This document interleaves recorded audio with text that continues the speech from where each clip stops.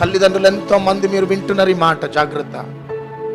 నీ పిల్లలు చదవకపోతే తిట్టకు నీ పిల్లల్ని. నీ తండ్రి ఏమో నీకు ఫీజులు కడతా ఉంటే నువ్వు ఏం చదువులరా అని తిట్టకు దయచేసి. నీ కొడుకు చదువని మొద్దైనా వాళ్ళని బ్లెస్ చేయండి.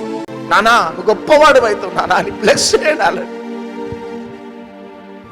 ఇప్పుడు మా దగ్గరకు ఒక ఫ్యామిలీ వచ్చి, చిన్న పాప ఒక యవనస్తుతో వెళ్ళిపోయింది. చిన్న పాప 19 years 17 years పాప ఒక యవనస్తుతో వెళ్ళిపోయింది. ఎందుకు వెళ్ళిపోయినా బిడ్డ అంటే, ఒంటరిగా ఏం చేయక ఆ యవనస్తుడు వచ్చి నాతో ప్రేమగా మాట్లాడగానే వెళ్ళిపోయినా. ఎంత బాధ చూడండి. తల్లిదండ్రులు ఫోన్ ఎత్తితే మీ పిల్లల్ని తిడతారు. తండ్రి ఈసారి కానీ నీకు ర్యాంక్ రాకపో నీ పని చెప్తానంటాడు ఆయన. ఏదో చిన్నప్పటి నుంచి ఆయనకు అన్ని